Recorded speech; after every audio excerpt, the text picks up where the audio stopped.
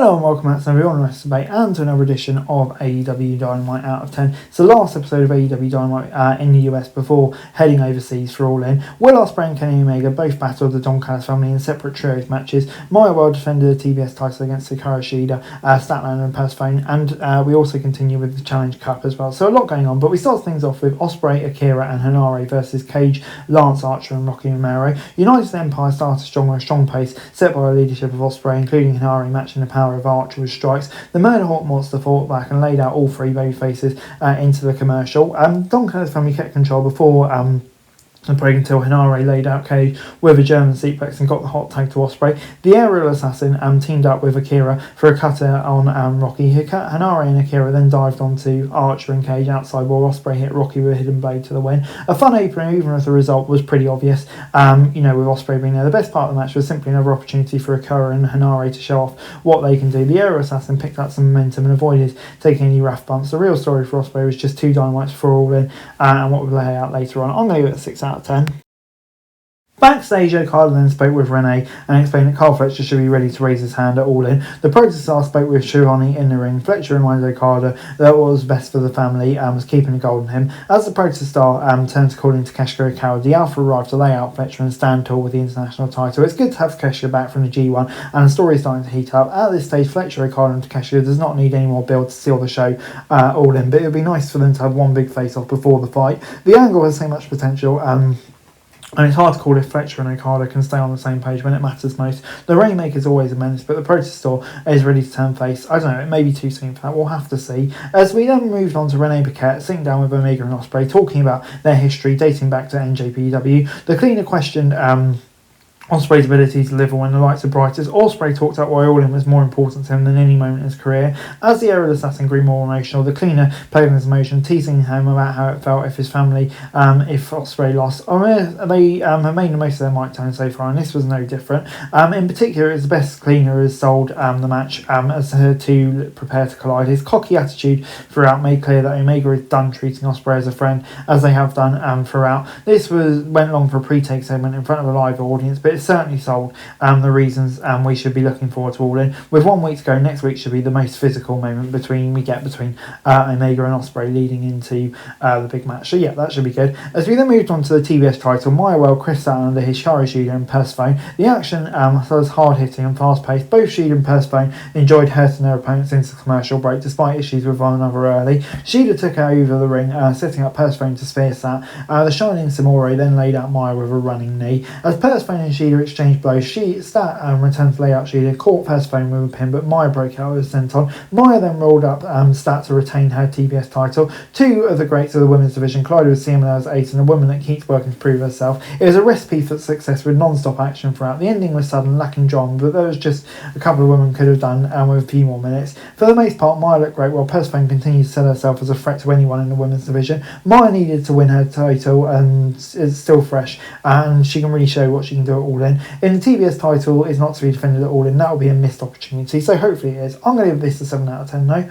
As we then moved on to the Continental Cup, Jon Moxley and Switchblade Jay White. White stalked one another around the ring early, delivering repeat chops until Mox managed to tackle White out of the ring into the commercial. The hard-hitting action continued in consistent back and forth until Switchblade tried the Blade Runner. Mox countered, could not stop White's hatch suplex into the corner. Switchblade rolled the Death Riders leaders into the mat into a Nagata lock. Mox grabbed the ropes for a panic into the second break. Mox managed to hit a pile driver and tope suicida to wear down Switchblade, allowing him to get the feeling back in his left shoulder. White fired back with a quartet of steeper suplexes. The two then teased Blade Runners and Bulldog chokes, continuing to counter one another. Switchblade finally caught Mox with the Blade Runner, but Mox rolled out. Once White got him back in the ring, Mox hit a Death Rider. Switchblade kicked out, but Mox was able to lock in the sleeper for the submission win. Afterwards, Finlay and Clark Connors attacked Switchblade. The conglomeration tried to make the save, but Gay Kid managed to make his return to help the Dogs. Hangman and Brody arrived to end the Dogs into retreat. The Demand arrived as well before the Cowboy made clear the chance was delivering an open challenge for the World Trios Champions. When the C3 announced, this looked like it could have been the All-In final, and the crowd reaction would have sold how much fans had brought it. The counter style of White meshed perfectly with Mox to create an epic battle that could have easily main evented this show. It would have been exciting to see Switchblade win here and go on, but it shows how good he is still. It now looks highly likely Mox will retain against anyone at Wembley. The post-match action was an awkward way to set up a Trios Championship. It's good to see the Trios divisions heating up though, but the current angle is not as exciting as the potential of Hangman and Brody simply versing Swerve Strickland and his former New Day. So we'll have to see. I'm going to give it 7 out of 10 overall. We then got Andrade versus Jonathan Cruz.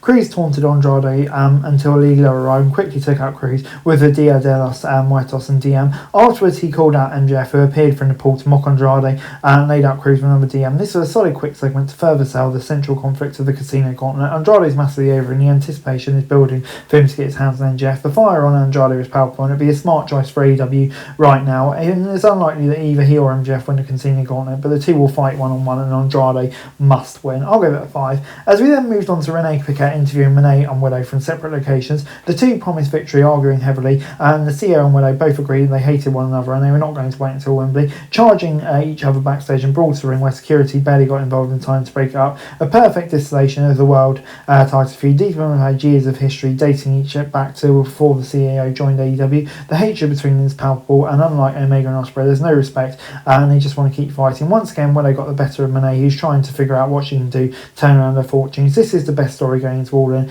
even if there's no way Ospreay doesn't main event. So yeah, it'll be intriguing to see what happens. As we then moved on to Hechicero, who saw Nigel McGuinness struggling to even walk the ring, and he quickly went after his bag leg in their match. While McGuinness fought him early, the similar World Heavyweight Champion found his way to hobble the former ROH Champion into the commercial break. Hechicero taunted and teased McGuinness, certainly could not lose, but McGuinness caught him running as the last chance, forcing a TKO as Hechicero couldn't break free. AEW has not always booked Hechicero well, so it's easy to argue AEW might have made a mistake again by having him lose to a hobble man. However, the story of McGuinness fighting for injury all the way to Wembley is too exciting to pass up. This might be the end of a legendary veteran's in-ring career, and anything that could allow him to tell his story is worth the sacrifice. McGuinness was mostly sold to get lucky at the end, catching Hechicero into advance and unable to walk his way to the back. That said, it would take a Herculean effort from McGuinness to sell that he has a chance with a bum leg to beat Moxley, no matter where it happens. So yeah, I'm going to give it a 6 out of 10.